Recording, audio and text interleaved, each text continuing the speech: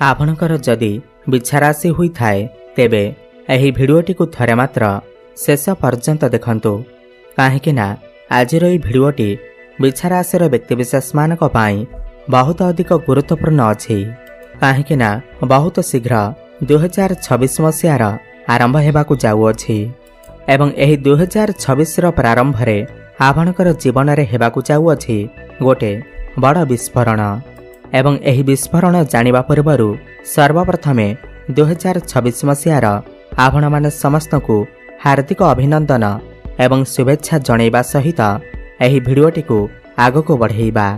देखंतु एही 2026 मसीहाटी किछि बिछाराशिर व्यक्तिविशेष मानकर जीवन रे शुभ फल भरी देबा सहित किछि बिछाराशिर व्यक्तिविशेष मानकर जीवन रे अशुभ फल मध्य प्रदान करिबा।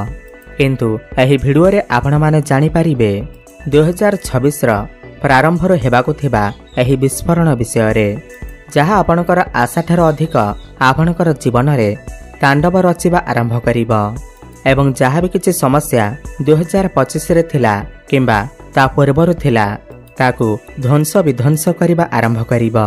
पुनर्बार खेलिबा आपणकर जीवन रे खुशीर लहरी पुनर्बार आपणकर जीवन रे सुखर फूल फुटिबा। तेबे विलंब न करे आसंतु जानिबा 2026 रो प्रारंभ आपणक पई किपरि रहिबा एवं किए करिबा एही शुभ परिवर्तन आपणकर जीवन रे विशेष करी केबेठारु आपणकर जीवन रे एही शुभ प्रभाव गुड़िक पड़िबा आरंभ हेबा एवं केते तारीख मध्यरे आपण एही परिवर्तन गुड़िको अनुभव करि परिबे। एही सबु तथ्य गुड़िक आजिर एही भिडियो रे आमे विस्तार भाबरे जानिबा ता सहित कौन आपण को उपाय करिबा को पड़िबा जहा आपणकर शुभाशुभ फल को द्विगुणित करिबा। एही भिडियोटी रो शेष भाग रे निश्चिंत भाबरे जानिबा सेथिपाई आपण माने एही भिडियोटी को शेष पर्यंत निश्चय देखंतु। एहा पूर्वरु जदि आपणकर भी बिछाराशि हुई थाए एवं आपण भी ईश्वर को सच्चा हृदय भक्ति करुथांती विश्वास करुथांती तेबे एही भिडियोटी को लाइक करी कमेंट बॉक्स रे जय मां लक्ष्मी जय जगन्नाथ अवश्य लिखि दियंतु।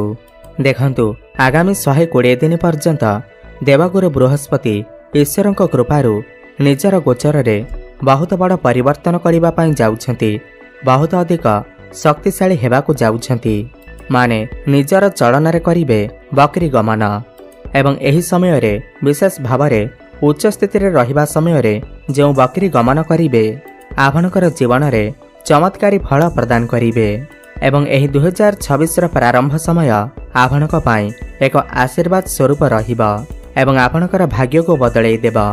देखंतु एही नवेम्बर मास 11 तारिख ठार आरंभ होई मार्च मास 11 तारिख पर्यंत गुरु एही बकरी अवस्था रे रहिबे।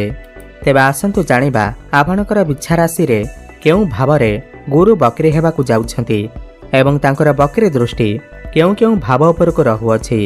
देखंतु गुरु आपणकर भाग्य भाव रे उच्च स्थिति रे विराजमान अछंती ताहा पुणी बकरी अवस्था रे अछंती एवं 11 नवेम्बर ठारू 11 मार्च पर्यंत आपणकर भाग्य भाव रे बकरी अवस्था रे रहिबे माने पूरा 120 दिन पर्यंत जहा फल रे आपणकर जेउ सबु शुभाशुभ फल गुड़िक बाकी रहि जाइथिला तो सही सबु शुभाशुभ फल को देवगुरु बृहस्पति एठारे बसी आपण को प्रदान करिवे। ता सहित 3 डिसेम्बर ठारू 11 मार्च पर्यंत आपणकर अष्टम भाव रे गुरु बकरी अवस्था रे विराजमान रहिबे जहा फल रे एही दुई गोटी गृहर शुभाशुभ फल आपण को प्रदान करिवे। देखंतु गुरुंकर स्थिति अपेक्षा गुरुंकर दृष्टि जो भाव उपर को रही थाए सेही गृह रे अधिक शुभ फल प्राप्ति होई थाए कारण गुरुंकर दृष्टि को अमृत समान माना जाई थाए।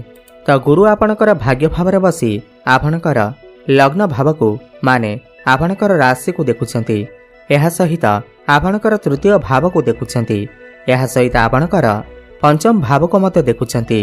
जेहेतु गुरु आपणकर भाग्य भाव रे अछंती तेही 2026 मसीहार प्रारंभरु भाग्य आपणकर साथ देबा आरंभ करि देबा।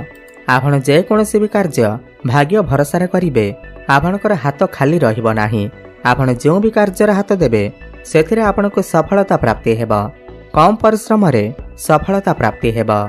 आपणक ठारू 2 गुणा आगरे आपणकर भाग्य गोचर करिबा जहा फल रे आपण जे कोनोसी भी कार्य करिबा को चाहुचंती ताहा शुभ मांगलिक कार्य हेउ किंवा कौनसी बड़ कार्यर आरंभ करने को चाहते बड़ इन्वेस्टमेंट करने को चाहते से आपको निश्चिंत भाव में शुभफल प्राप्ति हेब।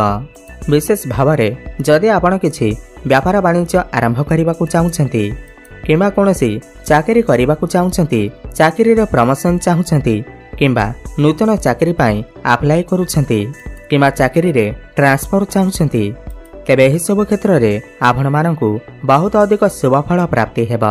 यह सहित नवम भाव आपणकर धर्मर भाव होता है। एही समय रे आपणकर मन धर्म आड़क अग्रसर हेब। आपण कौनसी धार्मिक स्थान को बा दूर स्थान को यात्रा करि पारंती। पौत्रिक संपत्ति आपको लाभ प्राप्ति होई पारे। पितांकर साहाय्य सहयोग मध्य आपको प्राप्ति हेब।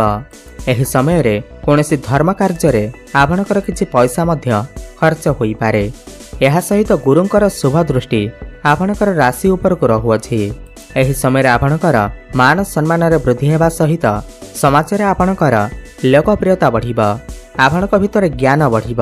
यह सहित आपणकर स्वास्थ्य रे मध्य बड़ परिवर्तन आसीब।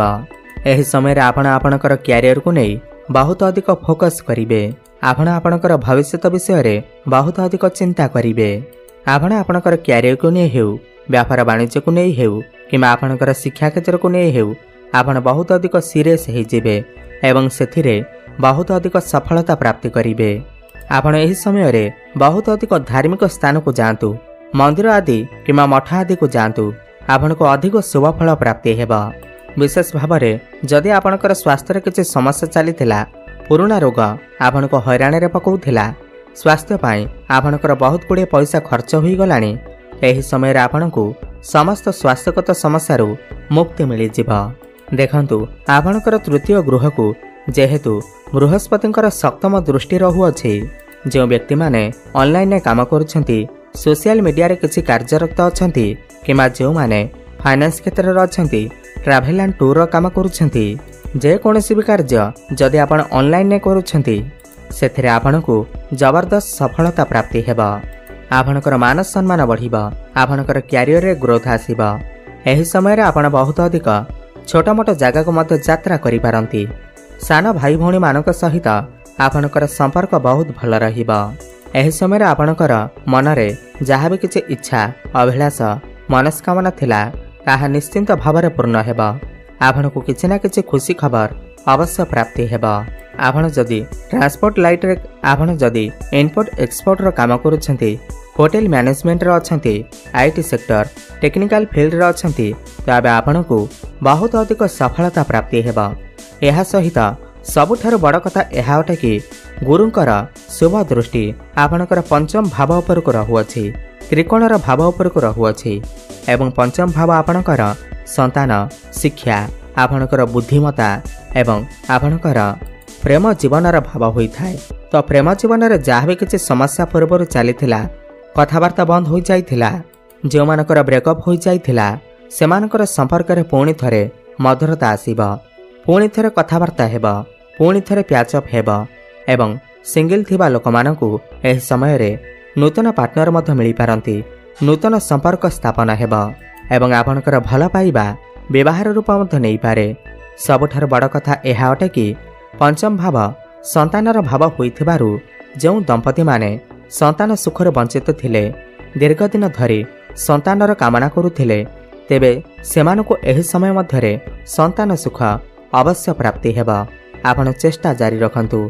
घर परिवार रे हसखुशीर लहरी लागी रहिब एवं जो पिलामानकर विवाह बयस होई जाइछि एही समय रे सेमानकर घर को विवाह प्रस्ताव मान आसी पारे एवं विवाह फाइनाल मध्य होई पारे कारण गुरु हेउछंती विवाह एवं संतानर कारक ग्रह ज्ञानर कारक ग्रह।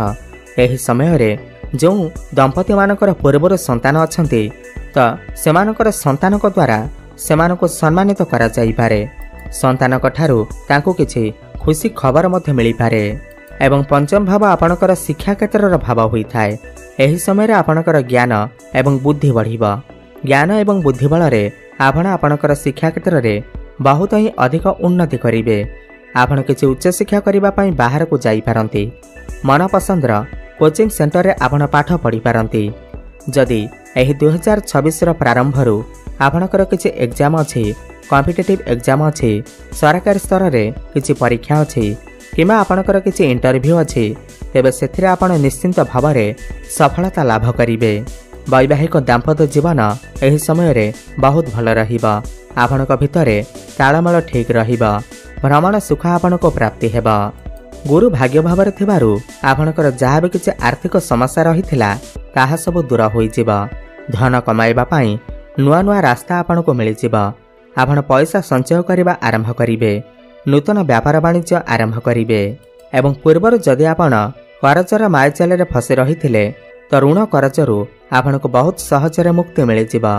एवं जदि आपण किसी लोन नेबा को चाहूतिले आपणकर पाठपढ़ा को नहीं नूतन व्यापार आरंभ करने को नहीं हेउ आपण को एही समय रे बहुत सहजरे लोन मध्य प्राप्ति होइजिबा।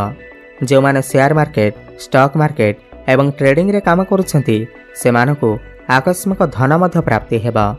तेबे परिशेष रे एही शुभाशुभ फल को द्विगुणित करिबा पई आपण प्रत्येक दिन हनुमान चालीसार पाठ करंतु एवं गुरुंकर बीज मंत्रर जप अवश्य करंतु।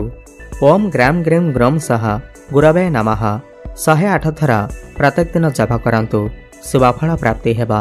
प्रत्येक दिन प्रातः समय रे सूर्य को जलार्घ्य अर्पण करंतु एवं निज पाखरे हलदिया रुमालटी रखंतु।